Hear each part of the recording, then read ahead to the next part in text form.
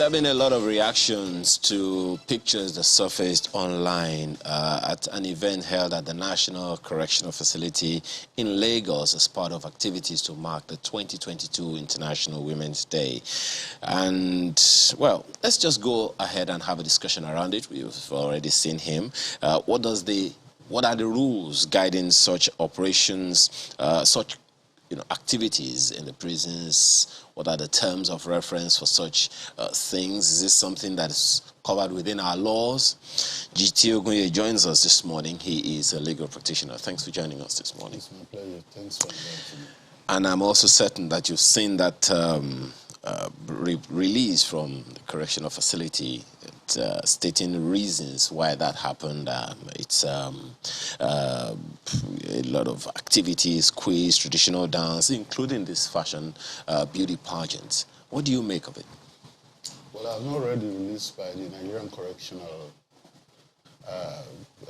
Institution, but I can understand the furore and the controversy the matter has generated thus far. The lady in question, Chidinma Ojukwu, in the public eye and in the mind of the public, is alleged to have committed a horrendous crime, a capital punishment crime.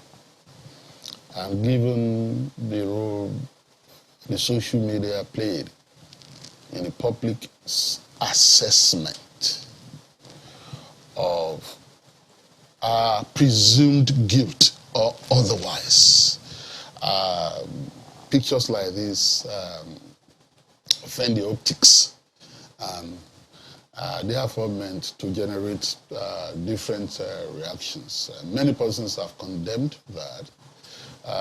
They are of the view that her participation in that show and her winning that crown, was a veneration or glorification of crime and a kind of subtle encouragement rather than a deprecation of her conduct. Now, the Constitution says that although she's undergoing a trial, she's still presumed innocent until she's found guilty. And she's entitled to take advantage of the benefit of the constitutional provision that says that she's presumed innocent in the eye of the law until she's found guilty. But let me just say generally that prisoners, by virtue of being prisoners, are not stripped totally of the plenitudes of their human rights. Granted that some of these rights and their exercise are constrained when they're in prison, for example, the right to freedom of movement, right to liberty, and so on and so forth. But the law says that they are not stripped of their rights. And indeed, there are provisions of our law and there are protocols of the UN system, and I'll reference them, that allow them to continue to enjoy their rights. A couple of them. The United Nations basic principles for treatment of prisoners and the United Nations standard minimum rules for treatment of prisoners to which Nigeria subscribe make provisions for the treatment of prisoners generally. And the two categories of prisoners, those who are awaiting trial or those who are undergoing trial, and those who are already convicted, including condemned convicts, all of them. For example, many people may not know this. When you go to prison, you see uniformed prisoners and you see the ones that are not uniformed. The ones that are not uniformed are undergoing trial, and they are entitled to continue to wear their own clothes. They are entitled, under these protocols, to continue to eat their food prepared for them from home without eating the notorious prison beans, so to speak. They are entitled to a number of things. They are entitled to have a library. They are entitled to all that. The basic principles for treatment of prisoners, and I'm referencing Article 6 of it, provides that all prisoners have a right to participate in cultural activities and education for the promotion and enhancement of their human personality. And the standard minimum rules also similarly provides, Article 21, they can provide in sporting activities. Indeed, all sporting facilities should be provided for them. So when you look at all those, okay, it will not be difficult for you to come to a conclusion that this lady has a right to participate in that activity. As a matter of fact, she has a right not to be discriminated against under our Constitution. For example, if others are participating, others that are regarded as persons who have not committed heinous crimes or who are not accused of these crimes, and is isolated or excused, of course, our right to freedom from discrimination will have been implicated by that kind of isolation. But you, in all of these, Millie, you began by talking about the position, well, this issue in the eye of the public, as you said, assumed because of the processes that went ahead before that. You've talked about the legality of this issue. Does the law in any way also factor in the morality, wherein the people who are directly affected by what she's been accused of may not have closure yet? Well, I understand the sensitivity of the matter, and I understand that people are hurt and all that. But you know, law is law. Morality is not law. Indeed, law can be a codification of morality. But we adjudge human conduct under our law on the basis of legal provisions, not on the basis of morality. I understand it. Look, and I'm sorry, Mr. Ogunye.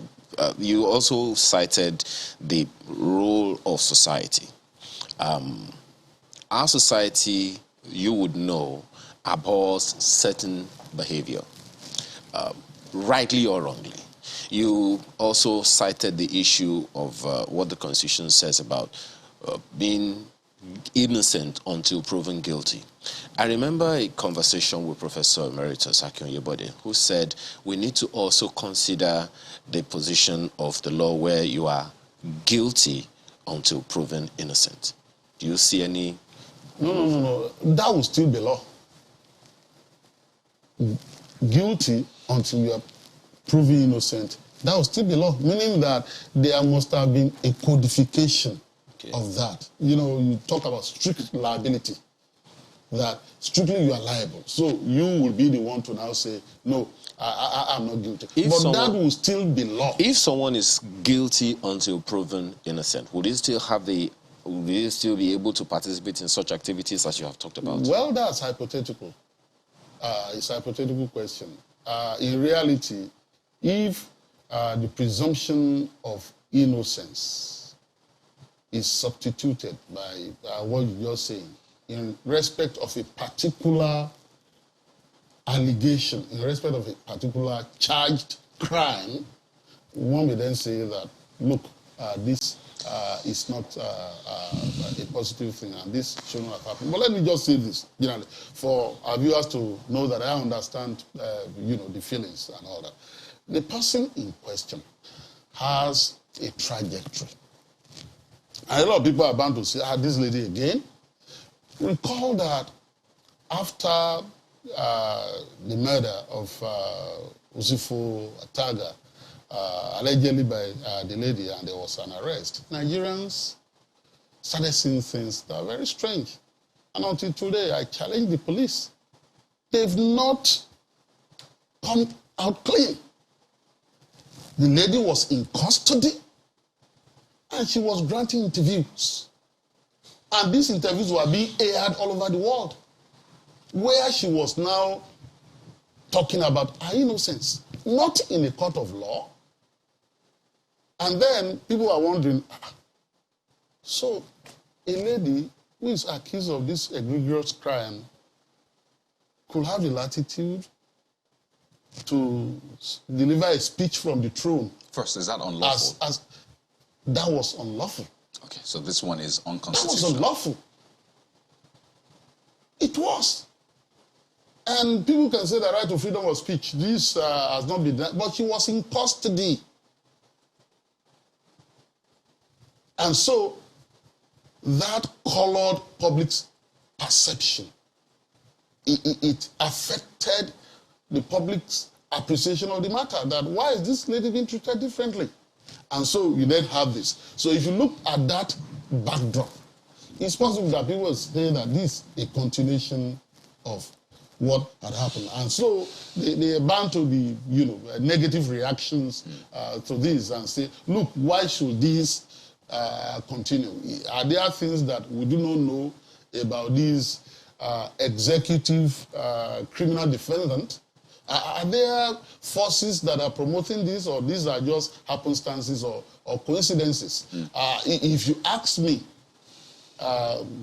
which of the two that have brought into our public, discourse now was more surprising, I would say the interview with the police, with the backdrop and well turned out, and then she was well composed, and she was delivering a speech as Mr. Ogunye, on the back of that, we've seen the police time and again parade suspects, and they allow those suspects speak to the press. Sort of, in fact, the press, you see them doing a back and forth. What happened? Tell us what happened. How did this happen and all that? So we've seen that. Is that not a similar case to what happened with her being interviewed? This is just on the side, by the way. Whether we have the prevalence of that conduct or not, it doesn't detract from the fact that it is illegal, it's unconstitutional, it's unprofessional. So the police, the police is engage breaking in the all law this. they are meant to And we've enforce. just had a recent one now, the BRT bus driver. There is a specific law in Lagos State, Section 9A of the Administration of Criminal Justice Law of Lagos State, that has prohibited that in Lagos State. And look, why won't that be unprofessional? That you have a situation whereby we have a situation whereby people will be going on operations, Abakari, for example, and that example is not far-fetched. And the social media will be awash with how they are carrying guns in the bush and all that. Their number will be known. How many of them are on the team? Giving critical intel to those that they are supposed to fight. Okay, so there's so much recklessness, so much unprofessionalism, and it's also because of the fact, the social media thing. Before somebody is arrested, policemen will use their cell phone and then be interviewing the person, conducting on the road interview. Well, are you sure you didn't do that? You did it, and all that. That kind of thing. That shouldn't happen. And it's because on the back of that. judge that is going to determine the matter at the end of the day, although the law expects him to behave like an ostrich, not affected by all that will have been discussed, you should just look within 4 walls of the case file, the evidence adduced and all that, to adjudicate and determine the guilt or the non-guilt of an accused person. That judge lives in our society. He reads newspaper. Perhaps he has a social media handle, even though he may not be active on it. And it's on the back of that, Mr. Ogunye, that this case now raised a lot of eyebrows, saying that, I mean, we talk about the family, the morality of it. There are people who haven't gotten closure yet, and still waiting to see how this process will go. I mean, they'd say something is sub judice, you shouldn't damage the rest. I think that's what it said and all that. Essentially to ensure that the case is watertight. So whatever comes out of it is justice that is seen to be done, not just justice done. So in terms of morality, seeing that this case, I mean, the intricacies of this case, the peculiarity of this case, would it have been bad for, the prison officials to say, well, you could just step aside? I mean, this is not just us trying to impinge on your human rights, but because of the peculiarity of this case. So we don't have this kind of uproar. And, I mean, you said that perhaps there's some executive treatment and all that. Wouldn't it have been, fair or made sense to say, you know what, just step aside? when right, anchored on law, clashes with morality, right triumphs over morality. I'm sorry. If she has a right to participate, and she says that she says she wanted to participate, it would have been wrong for the prison authority to say you can't participate because And let me say this. Let me draw a parallel so that you know, in this country, and people forget this easily, one man, amongst other persons, was accused of the murder of a sitting Attorney General of the Federation. He contested an election for a Senate seat in that prison, and he won.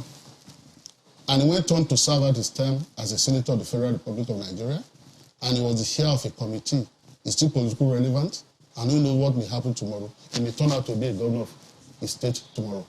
It happened in this country. Was that right? So, I'm saying that it happened in this country. No, the fact that it happened doesn't mean it should keep happening. It was right in the eye of the law because the law didn't forbid that. So that was constitutional as well. The law didn't forbid that. Of course, people were angry. Of course, people drew inferences. Of course, people said that how could this happen? Particularly because it was political, right? How could this happen? The PDP did this, and so on and so forth. But that happened in this country. So if you are to look at the two Pageant show, few smiles, participate, lipstick, everything, the glitz, Miss Cell, and compare that to a situation whereby an Attorney General of the Federation was the victim of that horrendous crime, and people were accused of committing that crime, and while they were in prison, filled in INEC form, didn't campaign openly, participated in the election, and he was elected. But doesn't this all glamorize? I mean, yes, it's still a case that is ongoing, but I mean, seeing the attachments, the fact that a murder was committed, doesn't it glamorize? People say and say, okay, I mean, you can be a superstar even if, I mean, you have a case around you anyway. So, I mean, what does that do to the morality of the society? That's the question. I think that the issue of morality that we're talking about, we need to be very clear on what is immoral here. If a person accused of crime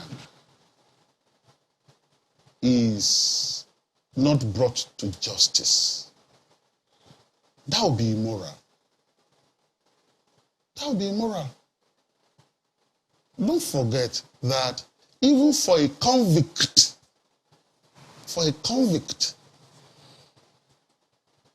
either a condemned convict or a person sentenced to prison term, after that, the Constitution sees talk about prerogative of mercy.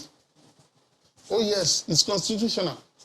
And after a court of law had decided the case, what then happens? An executive working through the prerogative of mercy committee based on recommendation can vary the decision of a court of law without an appeal, or even after appeal has been exhausted. That's what would be immoral. What is more immoral, in my view, is a situation whereby there are a number of persons on death row in Nigeria, and then the executive don't sign the death warrant. And don't tell me about what Amnesty International or anybody may be saying about no to death penalty. It's in our law.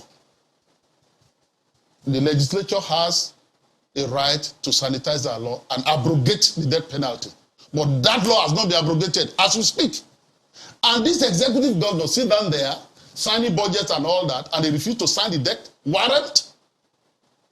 And every day, and now we're talking about murder, every day, people accused of capital offenses are investigated by the police.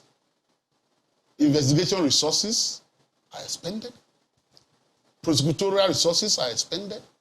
Adjudicatory resources are expended. The judge, on that day, in a somber mood, will even don a red gown and soberly pronounce that death sentence. and then the executive is there. It's not doing. That's the immorality of it. Okay. Now, that's more immoral in my judgment than the beauty pageant thing. Now, you cited these two cases, both of them involving murder. Now, it would seem then that there is a lacuna in the law that maybe we can say hasn't factored in the moral suasion of the society in such cases as this. Now, would you subscribe to a situation where certain classifications of crimes are allocated in such a way that such privileges as campaigning for an election or participating in such social activities are taken out of their rights? No. I won't. If you look at, you must look at our penal system. Particularly the reformatory aspect. I have taken out. I represented an ex-prisoner in a case who was denied a certificate by his university on the ground of character. He was in final year. He had an issue before he came to the university while working in a bank. And so he was attending court, and then the matter went south, and he was sentenced. After he was sentenced, he came back to the university to continue. He was allowed to continue. So he finished the course, and he wanted the certificate. And the university UNN on that occasion said, no, on the ground of character, we cannot give you a certificate. And I said, in our prisons, people write UME. They write, and all that, and we went to court, and, we never got a satisfactory judgment and all that, because the court vindicated the right of the university to hold on to a certificate on the ground of character and all that. I wasn't persuaded, but we didn't push the matter further on appeal because it involved a lot. I'm saying that a prisoner is not denied his rights just because he's a prisoner. There are certain rights he cannot implement. And Ayo, that, in the 70s, some condemned armed robbers, notorious armed robbers, will be going to the Babish to be executed publicly. And they will still be demanding for cigarettes. And their cigarette will be given them. Of course, you could say that, why should you give cigarette to somebody who has been condemned, who's going to die? Aren't you encouraging other people to be smoking? And all that. Even a prisoner who is condemned to death, by pronouncement of a court that said that you'll be hung on the neck until you be dead. If that prisoner is killed by gun, by bullet, you violated his right. Because the court has pronounced how he must be executed. This may sound as very niceties of law. We are not bothered about this. Let's be fundamental. It is wrong. What is wrong is wrong. But I'm saying that our duty, even while the public is up in arms against certain practices,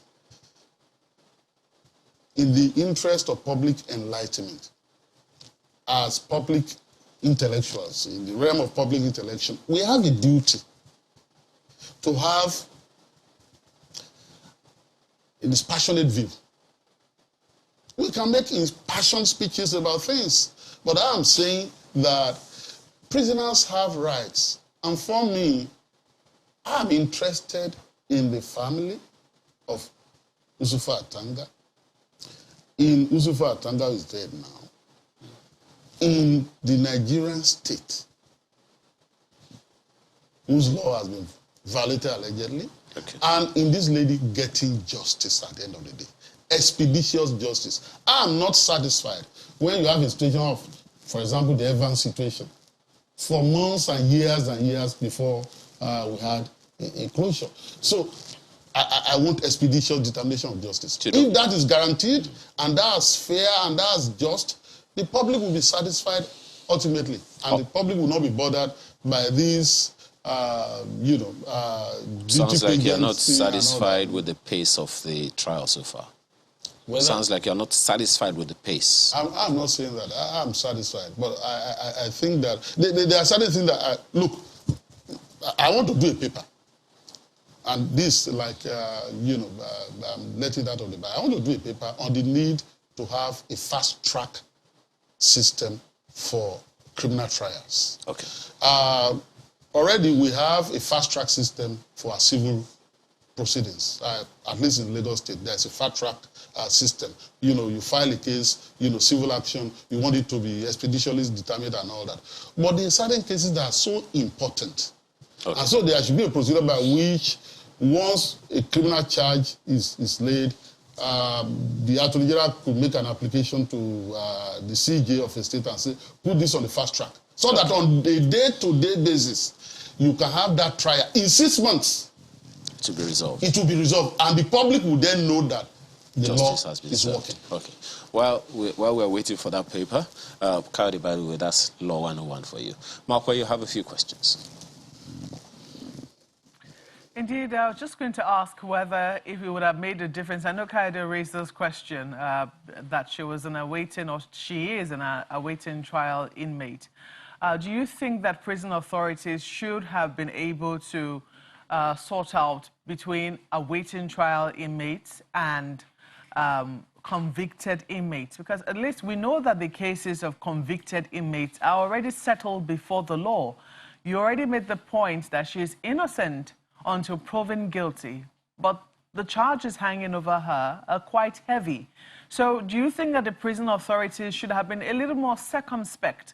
Because these pictures were not just meant for the consumption of the inmates. Now they have found their way into the public sphere. Do you think that they should have been a little more circumspect about the sort of, awaiting trial inmates and those who have already been convicted? Well, circumspection. Thank you, Mope, for that question. Circumspection.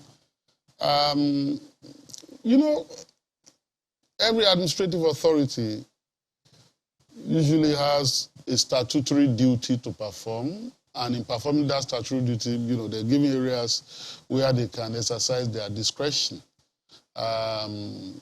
So circumspection may then come in that regard, and the prison authority could have said, oh, look, how will the public see this? Overridingly, I have said that prisoners have rights that they are entitled to. In other jurisdictions, conjugal visits are even allowed for married couples. So, meaning that married couple could father children while they're in prison. Oh, yes. And so, if that were to be here, of course, I'm sure that a lot of people that will say that, what kind of country is this? Somebody is accused of this crime. He's still being allowed to visit by his boyfriend and all that. What kind of society is this? I know that, but,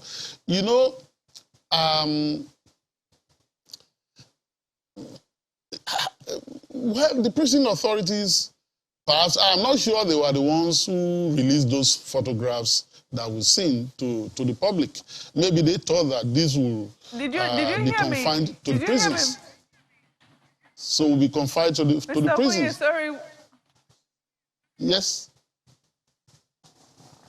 Well, you answered the question, and I really hate to interrupt, but you said that, people will ask, what sort of society is this? Where, boyfriends are allowed to visit their girlfriends in prison. And then there is a marked difference between a conjugal visit, which is, a union recognized by law, and a courtship, for instance.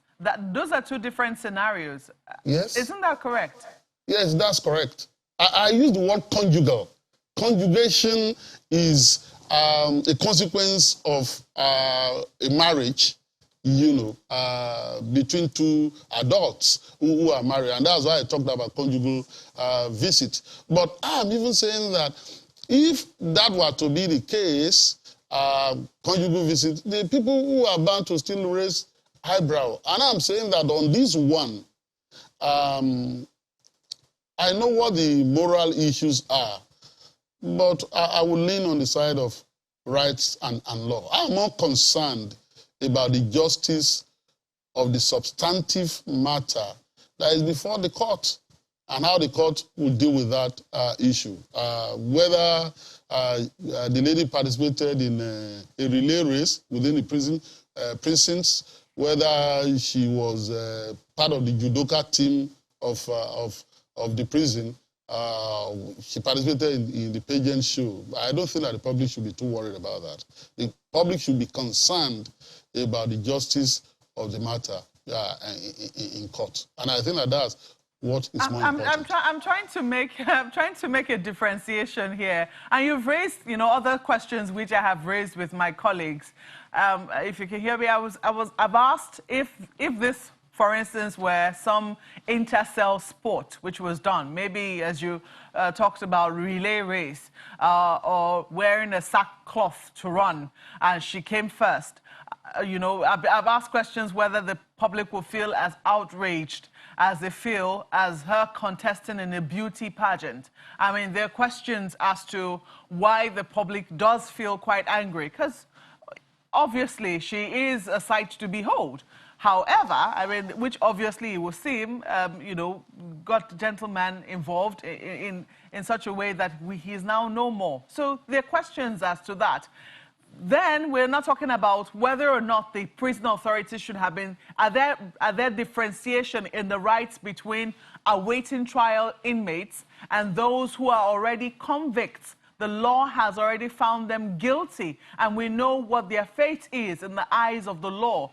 Should there have been a differentiation between between this category of people and those, those on the other side whom the law had already condemned? No. It says all prisoners. I have referenced protocols, United States protocols here, that all prisoners have the right to participate in cultural activities and in education for the promotion and enhancement of their human personality. I have referenced it here. And so, regardless of whether a prisoner is condemned or is been sentenced to, is a convict or is not a convict, all prisoners, detainees are entitled to participate who are in prisons. They are entitled to be treated, in certain respect the same way. There are some differentiation, though, and categorization recognized by these rules and principles and protocols in terms of, how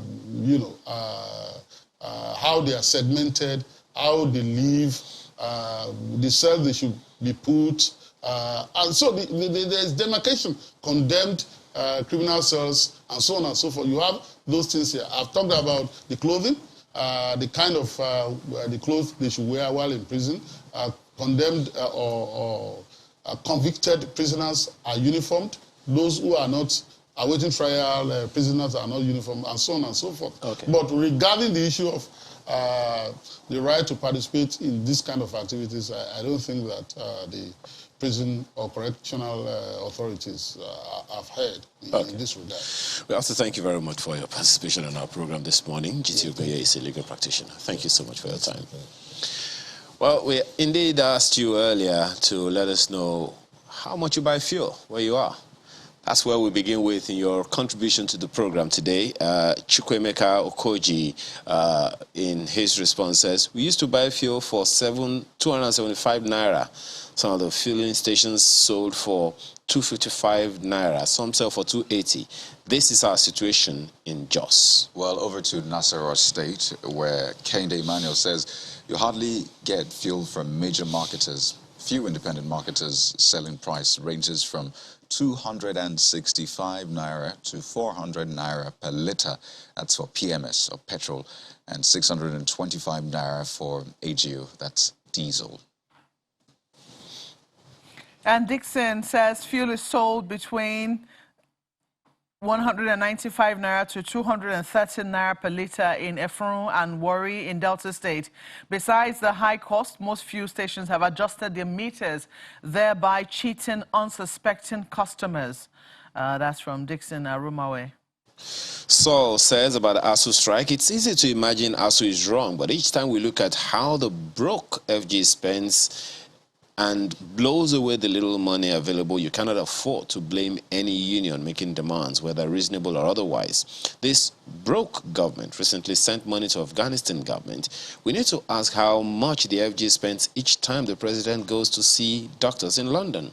How much do we spend to keep our plane in the hangar in London? That's from Saul Adeleke. Well, Ejike says, I'm a software engineer. Software testing is an iterative process. If the software does not meet minimum test benchmarks, this should not be grounds for discarding UTAS, our homegrown payment system. Furthermore, acquiring a data center is not a big deal. It's an opportunity to build one of our universities. The federal government should not renege on its 2009 agreement. Oil prices are through the roof. No more excuses. Save our universities, please. That's the plea from Ejike Eze. And that's where we'll have to wrap up comments this beautiful Friday morning. Thank you so much for watching. I'm Maupe Ogunye. Absolutely. Save our universities. I'm Kayode Okikele. I'm Ayo Makinde. God bless Nigeria. Amen.